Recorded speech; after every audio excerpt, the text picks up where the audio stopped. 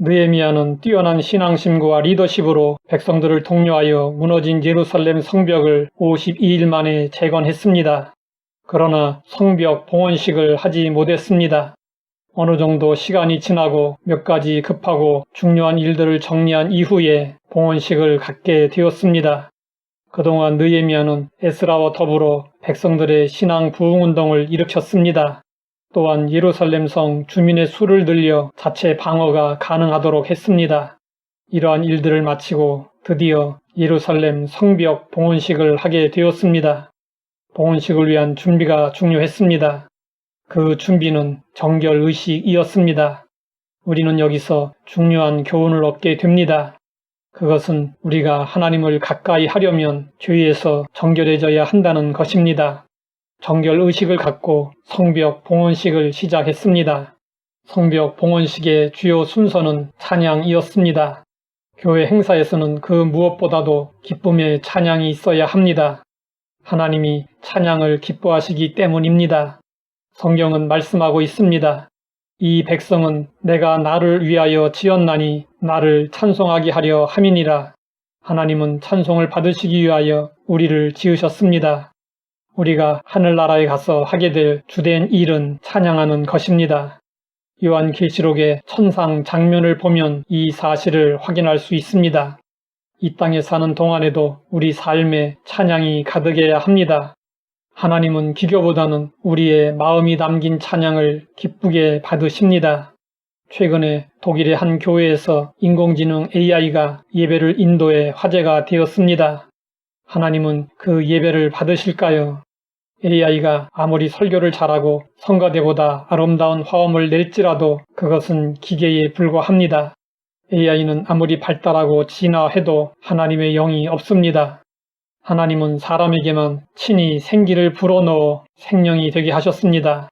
예수님은 말씀하셨습니다. 아버지께 참되게 예배하는 자들은 영과 진리로 예배할 때가 오나니 곧 이때라. 아버지께서는 자기에게 이렇게 예배하는 자들을 찾으시느니라. 하나님은 우리가 영과 진리로 예배하기를 원하십니다.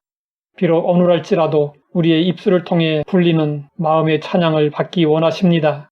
성벽 봉헌식이 드려지는 날 하나님의 도성 예루살렘은 찬양으로 둘러싸였습니다.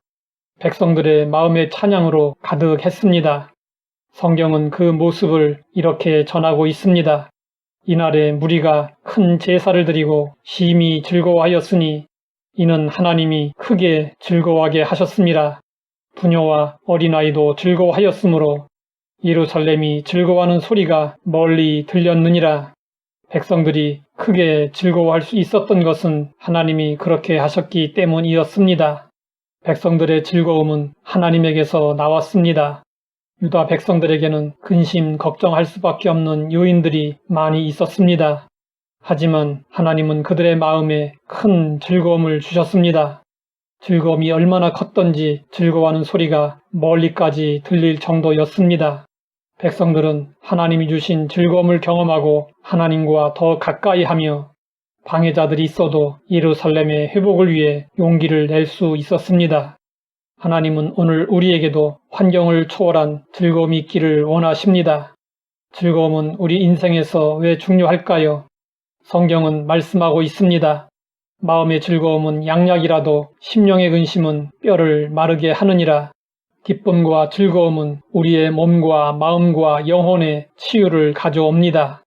하나님의 나라는 먹는 것과 마시는 것이 아니요 오직 성령 안에 있는 의와 평강과 실학이라.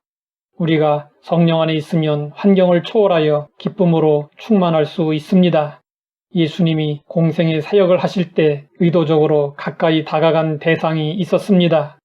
그들은 죄로 인해 기쁨을 잃어버리고 참된 즐거움을 누리지 못하는 죄인들과 소외된 자들이었습니다. 예수님은 그들과 만나시고 사귀시며 즐거움을 나누셨습니다.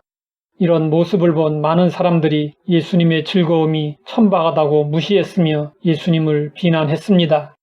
하지만 예수님은 자신과 함께하며 사귐을 갖는 모든 자에게 큰 즐거움을 얻게 해주셨습니다. 우리는 세상 끝날까지 함께 하시겠다고 약속하신 예수님과 함께해야 합니다. 지금 이 세상에는 우리의 마음을 두렵게 하고 불안하게 하는 일들로 가득합니다. 그럼에도 불구하고 우리는 예수님 때문에 항상 기뻐해야 합니다. 예수님과 더불어 크게 즐거워하며 살아가야 합니다. 하나님 아버지, 힘들고 어려운 인생길을 즐거워하며 걷게 하시니 감사합니다. 주님과 더불어 살며 주님의 은혜로 늘 기뻐하며 즐거워하게 하옵소서. 예수님의 이름으로 기도드립니다.